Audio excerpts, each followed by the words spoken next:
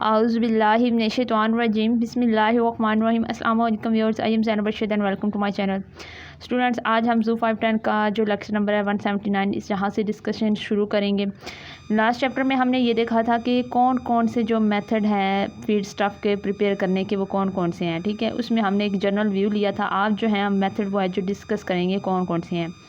सबसे पहले जो है कि फीड को हम किसी और फार्म में चेंज करके ना जानवरों को या एनिमल्स को हम पोल्ट्री फार्म्स वगैरह में डालते हैं तो वो किस तरह की फार्म्स होती हैं और किस तरह होती हैं कि वो चबाए जाने और डाइजेस्ट करने के भी काबिल हो। तो सबसे पहले आ जाता है पेल्टिंग। पेल्टिंग क्या होती है, जहाँ पर मैं पहले आपको एक पिक्चर दिखा देती हूँ। ये होती है पेल्टिंग। ठीक है, इस तरह बनी होती है पेल्ट। ये पिक्चर में भी आपको नज़र आ रहा है। तो ये पेल्ट कैसे बनाते हैं, ये भी खुराक का एक मिक्सचर होता है। डिफरेंट जो खुराक होती है, डिफरेंट फूड्स होता है, उनका मिक्सचर बना लेते हैं और इसमें मुख्तलिफ न्यूट्रिएंट्स जो होती हैं उसकी क्वांटिटी मौजूद होती है। सबसे पहले है कि combination of heat moisture and pressure forcing feed through a die. ठीक है, जब हम कुछ फीड लेते हैं उनको आपस में कंबाइन करते हैं, उनकी हीट होता है, मॉइस्चर देते हैं, प्रेशर देते हैं, तो वो जो है एक ख़ास कलर का फीड का जो मुख्तलिफ जो फीड मिलती हैं उनका एक कलर बन जाता है, वो थ्रो ए डाई हो जाता है। Reduce dust. अब हमने जब पेल्टिंग करनी है तो डस्ट जो है मिट्टी वगैरह से दूर रखनी है इस खुराक से। Reduce losses and फाइंस। Reduce sorting. ठीक है, इन रिड्यूस सॉर्टिंग का मतलब यही है कि लॉसेस भी ना हो, इनको अच्छे तरीके से तरतीब से आप लोग रखें। Increase digestibility. पेल्टिंग का ये फ़ायदा होता है कि ये डाइजेशन जो है इसकी जल्दी हो जाती है, इसको निगलना और खाना आसान है। हायर कॉस्ट, लेकिन इसका नुकसान ये है कि कास्ट में ये इसकी जो कीमत है ये बहुत हाई होता है। पैलेट क्वालिटी में भी वेरिएबल। जो पैलेट की क्वालिटी है वो वेरिएबल होती है, क्योंकि मुख्तलिफ पैलेट्स जो होती हैं मुख्तलिफ खुराक का मिक्सचर बना के हम लोग बनाते हैं, उनमें डिफरेंट होती है। नेक्स्ट हमारे पास आता है स्वाइन डाइट्स। ठीक है, स्वाइन की जो डाइट्स होती हैं पिग्स की, उनकी कौन सी उसके अंदर हम ना इम्प्रूवमेंट लाते हैं उनकी खुराक में। Improved performance due to increase consumption. जो स्वाइन डाइट्स है ये उनकी परफॉर्मेंस को, स्वाइन की परफॉर्मेंस को इंक्रीज़ करती हैं। High rates of gain and feed efficiencies.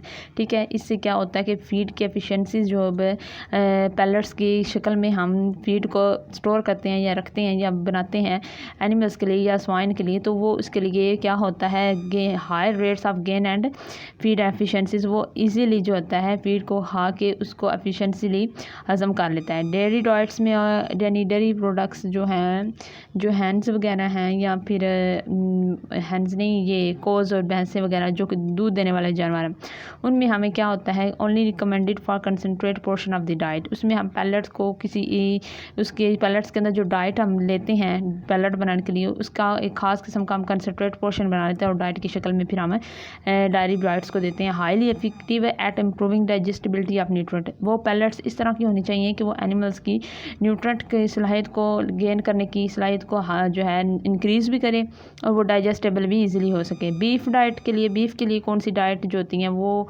किस तरह जो है pellet as a beef diet use होती है, ये क्या करती है, ये इम्प्रूव करती है उसका rate of gain feed efficiency. इससे क्या मतलब है कि जितना ज़्यादा हम पैलेट्स की शक्ल में बीफ को खुराक देंगे, डाइट देंगे, तो उसकी एफिशिएंसी ठीक होगी, उसकी वो बिल्कुल उसकी हेल्थ गेन होगी। यानी रेट ऑफ गेन का मतलब ये है कि उसकी हमें फ़ायदा होगा, बीफ जो होगा वो न्यूट्रेंट हासिल करेगा और बदले में हमें जो इकोनॉमिकली उससे भी फ़ायदा मिलेगा। Not recommended as a large component of high concentrate diet. यानी बीफ की जो हम पैलेट्स बनाते हैं उसमें बहुत ज़्यादा कंसनट्रेट डाइट से नहीं होनी चाहिए, सिंपल डाइट हमें यूज़ करनी चाहिए। Useful for creep feeding. ये क्रीप जो फीडिंग है जो कि एक फीडिंग की फॉर्म है, उसके लिए भी ये बहुत ज़्यादा यूज़फुल है। ये नेक्स्ट हम पढ़ेंगे क्रीप फीडिंग क्या होती है। नेक्स्ट हमारे पास आ जाती है हॉर्स डाइट्स। हॉर्स डाइट्स भी ऐसी होनी चाहिए जो कि ये हॉर्स के लिए ज़रूरी नहीं चाहिए। क्रीप फीडिंग के मैं थोड़ा सा ओवरव्यू दे देती हूँ। क्रीप फीडिंग का मतलब होता है कि पास्चर में चल फिर के अपनी मर्ज़ी से घूम के जो एनिमल्स जगह जगह जाके घास चुराते हैं या फीडिंग लेते हैं, उसके लिए।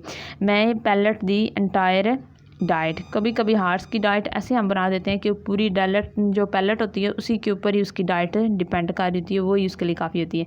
अब पैलेट्स की वैराइटीज़ होती हैं, उसकी मुख्तलिफ इकसाम है। ठीक है, हम किसी एनिमल्स को बड़े टुकड़े में खुराक देना चाहते हैं तो बड़ी पैलेट बनाएंगे। छोटी जानवर है जो बड़ी पैलेट नहीं खा सकता, उसको हम छोटी पैलेट बना के देंगे। तो इस तरह की इनकी इकसाम के हैं जो वैराइटीज़ हैं वो मैं नेम बताती हूँ यहाँ पे। सबसे पहले हमारे पास है ग्रैनुलर्स। ये बिल्कुल छोटे जो है इनका साइज़ होता है, बहुत ही छोटा है। ये हम आगे नेक्स्ट भी इनका साइज़ भी पढ़ेंगे। फिर क्रम्बल्स आता है और पैलेट्स आता है। पैलेट जो होती हैं ये बड़े साइज़ की होती हैं इस तरह, गोलियों की शक्ल में। क्रम्बल्स जो होते हैं ये इस तरह के इससे छोटे फॉर्म में होते हैं और जो ग्रैनुल्स है वो छोटे छोटे ज़रात के फॉर्म में होते हैं। तो ये यहाँ पे पिक्चर में भी आपको दिखाया गया है, ठीक है। क्रम्बल्स फीड है और यहाँ पे फीड पैलेट है, ये मैश फीड है जो कि ग्रैन्यूल्स की शक्ल में है। नेक्स्ट हमारे पास आ जाता है क्यूब्स की शक्ल में भी हम लोग ये जो ग्रैन्यूल्स ये क्रम्बल्स है ना, ये इस तरह के क्यूब्स की शक्ल में भी हमारे पास खुराक जो होती है टुकड़ों में मौजूद होती है, जो हम एज ए पैलेट के तौर पर जानवरों को देते हैं। What are heat treatments and grain process. Next जो हमारा टॉपिक है वो है कि ग्रेन प्रोसेस क्या होता है, ग्रेन के अंदर हीट ट्रीटमेंट करके किस तरह हम जो है एनर्जी हासिल करते हैं, क्या इसमें प्रोसेस है। सबसे पहले स्टीम रोलिंग। स्टीम रोलिंग यानी स्टीम के ज़रिए हीट अप करना विदाउट यानी खुश्क हीट देना, ज़्यादा मॉइस्चर ना और ज़्यादा जो है उसमें हीट भी ना हो। 1 से 8 मिनट जो होता है हम स्टीम देते हैं, देन रोल करते हैं उसको ग्रेन को। लाइट इंक्रीज इन मॉइस्चर, उसमें थोड़ा सा मॉइस्चर है क्योंकि स्टीम के अंदर मॉइस्चर मौजूद होता है थोड़ा बहुत, तो वो मॉइस्चर जो है इंक्रीज़ करना चाहिए। Not significant advantage in digestibility. जो ग्रेन प्रोसेस होता है ये जानवरों की खुराक की फीड स्टिफिंग के दौरान जो हम ग्रेन के मुख्तलिफ तरीकों में गुजार के उसकी जो फीडिंग के ज़रिए पैलेट्स बनाते हैं, ठीक है। ग्रेन को प्रोसेस करके यानी ग्रेन लिए उनको छोटे पीस में तकसीम किया, फिर उनको मिक्स किया, फिर न्यू डाइट या पैलेट बनाई। तो इसके अंदर जो उसकी जो स्टीम है उसको कितनी देनी चाहिए, 1 से 1 मिनट जो है देनी चाहिए, उसका ड्यूरेशन है जो MCQ के लिए आपने याद रखना है। और ये इतनी ज़्यादा डाइजेस्टेबल नहीं होती, ठीक है, ये डाइजेस्टिंग में काम नहीं आती। स्टीम फ्लैकिंग। स्टीम जो होती है वो कितनी ज़्यादा देनी चाहिए रोलिंग के दौरान, 15 to 30 मिनट। यानी जो भी अगर हम मशीन यूज़ कर रहे हैं जिसमें हम क्या कर रहे हैं वो ग्रेन को जो है हम लोग प्रोसेस कर रहे हैं, ग्रेन गुजार रहे हैं, उसके अंदर उसको स्टीम कितनी देनी चाहिए, 30 मिनट से 15 मिनट के दौरान। Then flax wet 15 to 20% moisture भी, ठीक है। फ्लैक्स का मतलब क्या होता है, हमारे पास जितने भी एक खुराक का है या एक खुराक का मजमू है उसमें से उसका एक पीस यानी उस खुराक के टुकड़े टुकड़े काट देना, फ्लैक्स बना देना, ठीक है। तो फ्लैक्स जो होगी वो कितने उसके स्टीम देने के बाद हमें उसके फ्लैक्स बनाने हैं। फ्लैक्स जो होंगे वो कितने % मॉइस्चर के साथ होने चाहिए, थिन फ्लैक्स विद 16 to 20% जो है मॉइस्चर उसके अंदर होना चाहिए। गिलाटिनाइज स्टार्च इंक्रीज डाइजेबिलिटी। जो ग्रेन के अंदर गिलाटिनाइज होता है, स्टार्च होता है, वो डाइजेस्टिबिलिटी को यानी उस खुराक को जो हम प्रोसेस करके बना रहे हैं उस खुराक का फ़ायदा ये होगा स्टार्च के ज़रिए वो डाइजेस्टेबल करने के काबिल होगी। Common in calf starters and horse feeders. Calf starters क्या होते हैं, जो बच्चे होते हैं जैसे गाय के बच्चे हो गए, भैंसों के बच्चे जो छोटे होते हैं उनको कॉल्फ स्टार्टर्स कहते हैं। उनके लिए ये जो फ्लैकिंग होती है छोटे छोटे पीस में की भी जो खुराक होती है उनके लिए पैलेट की शक्ल में बड़ी ज़रूरी होती है, ये उनके लिए मुफीद होती है और हार्ट्स के फीड्स के लिए भी। रोस्टिंग क्या होती है, यानी खुराक को बहुत ज़्यादा हाई टेम्परेचर पर गर्म करना। वैसे रोस्टिंग जो होती है ना ये एक ऐसा प्रोसेस जिसमें हम लोग सल्फाइड जो और होता है, सल्फाइड का जो मिनरल होता है उसको हम हीट करते हैं इन दी एब्सेंस ऑफ जो है नहीं इन दी प्रेजेंस ऑफ एयर, ठीक है। एयर की मौजूदगी में जो जब हीट आप हम इसको करेंगे जो हमारे पास पैलेट बनाने का अमल है इसके दौरान जो मैं बात कर रही हूँ। स्टीम फ्लैकिंग करने के बाद टुकड़े बनाने के बाद तो हम क्या कर सकते हैं, रोस्टिंग खुराक की कर सकते हैं। रोस्टिंग मिक्स को हम बहुत ज़्यादा हाई टेम्परेचर के ऊपर मिक्स अप करने के बाद खुराक को रोस्टिंग करेंगे 300 फ़ारेनहाइट पे। ये अपनी रोस्टिंग टेम्परेचर जो है ये MCQs के लिए क्या करना है, याद रखना है। Partial starch gelatinization, caramelized appearance and sweet smell. ये जब हम रोस्टिंग कर लेंगे तो उसकी बता रहे हैं कि इसके अंदर जो है स्टार्च जो है ग्लैटिनाइजेशन हो जाएगी, वो ग्लैटिनाइज में चेंज होगा। क्रेमलाइजेशन जो है क्रेमलाइज्ड इसकी दिखने में अपीयरेंस हो जाएगी। Common for soybean. ये हम रोस्टिंग किन प्लांट्स की करते हैं, सोयाबीन्स की। तो अभी हमने जितने पढ़े हैं प्रोसेस वो कौन कौन से हैं ग्रेन के प्रोसेस की, कि हम पैलेट बनाने के लिए ग्रेन को किस तरह प्रोसेस करते हैं। एक हम स्टीम रोल करके पैलेट्स बना सकते हैं, स्टीम फ्लैकिंग कर सकते हैं, रोस्टिंग कर सकते हैं। नेक्स्ट हमारे पास है एक्सट्रूजन पैलेटिंग। एक्सट्रूजन पैलेटिंग का मतलब भी यही है कि हम लोग क्या करते हैं मुख्तलिफ कंडीशंस दे के पैलेटिंग बनाते हैं। तो वो किस तरह उसके अंदर जो पैलेटिंग की कंडीशंस हैं वो कौन कौन सी होनी चाहिए और कंडीशंस बरकरार रखते हुए किस तरह की जो हमारे पास आती हैं पैलेटिंग उसके अंदर कितना न्यूट्रिशन कंटेंट होता है। Heat and pressure forcing feed through a small spiral hole produces a flaked feed similar to pelleting. अब वो क्या कहा है कि हीट के प्रोसेस के गुजरने के बाद हम एक छोटा सा फ्लैक्ड फील्ड बनाते हैं, फीड एक खुराक बनाते हैं। वो खुराक हम कोई भी मतलब ये कह रहे हैं कि पैलेट बनाने के लिए जो हम फीड लेते हैं, ठीक है, उसको हम क्या करते हैं हीट भी देते हैं, प्रेशर भी देते हैं, फिर उसको बनाने के बाद उसको एक ख़ास शक्ल में चेंज करते हैं और उसकी एंड पे हम लोग सुराख रखते हैं और वो जो शक्ल बनती है वो एक फ्लैक्ड फीड होता है, यानी एक खुराक का छोटा सा टुकड़ा होता है जो कि पैलेट की तरह ही हमें नज़र आता है। ठीक है, तो इसके बाद क्या है, हाई मॉइस्चर ग्रेन्स।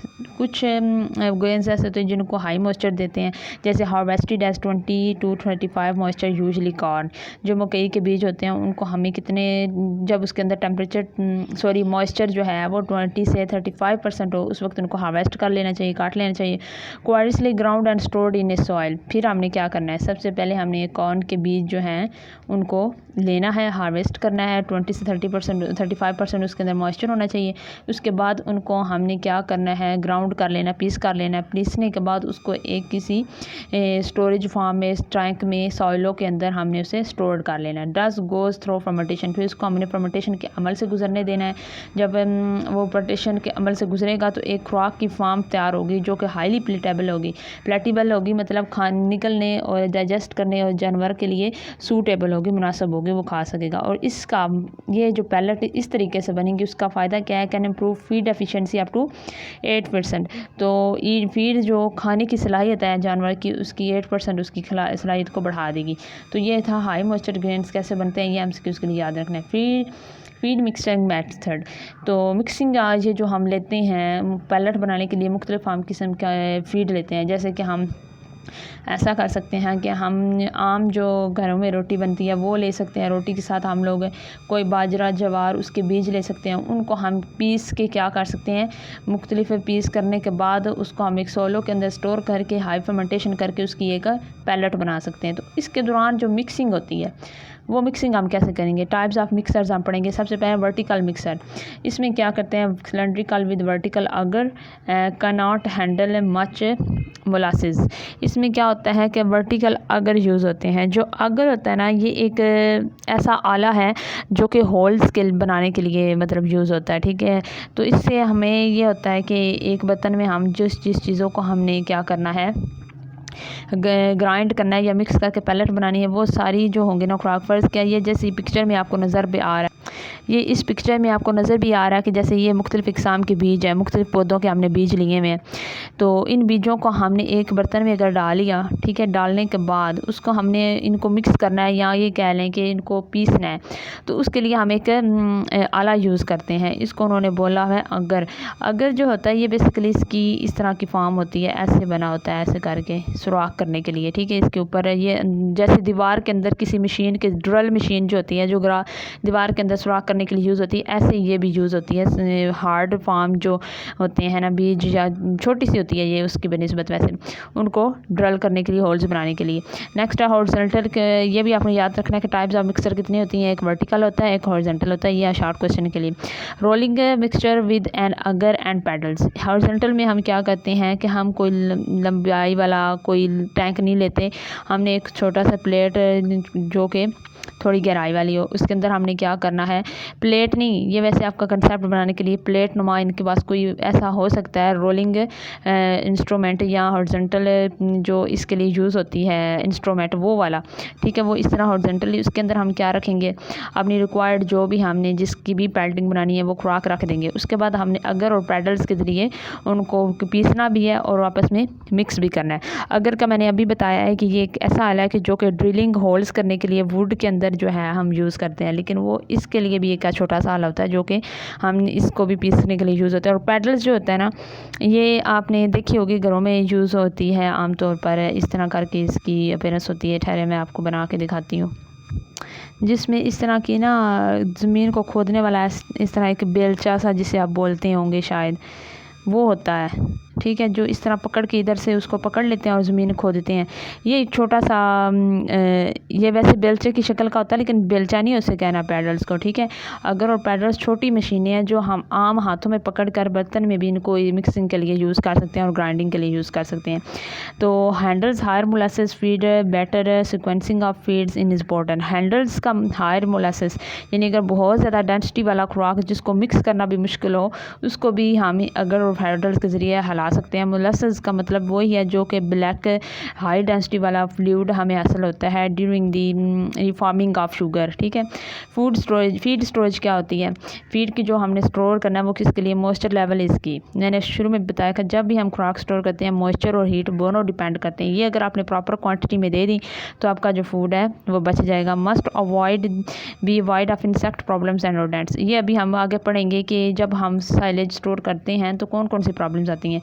रोडेंट्स हैं, इंसेक्ट होते हैं, वो खुराक में घुस जाते हैं, खा पी जाते हैं खुराक और खुराक गंदा भी कर देते हैं। इनकी वजह से भी इनको भी दूर रखना चाहिए, ऐसी जगह पे हमें खुराक स्टोर करनी चाहिए। नेक्स्ट लेक्चर है 181 फैक्टर्स अफेक्टिंग फीड इनटेक।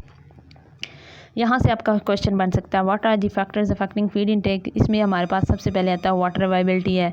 ठीक है, वाटर कितनी देनी चाहिए, और प्लेटिबिलिटी आया कि जो फीड है, ठीक है, जो खा रहा है वो प्लेटिबल है, उसके जिस्म के मुताबिक जो जानवर जो फीड खा रहा है वो उसके जिस्म के मुताबिक प्लेटिबल होना चाहिए। उसके अंदर डाइटरी एनर्जी लेवल कितना है, डाइटरी मतलब उसके अंदर फाइबर्स कितने हैं, ग्लूकोज कितने हैं, प्रोटीन कितनी, ओवरऑल।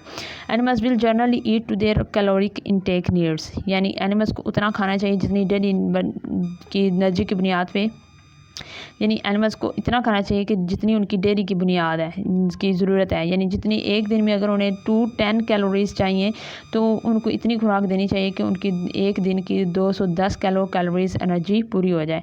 इसके बाद एनिमल के एज और साइज़ पे भी डिपेंड करती है कि वो कितना फीड अंदर खाता है, ले जाता है, उसके टेम्परेचर पे भी और हेल्थ के ऊपर भी डिपेंड करता है।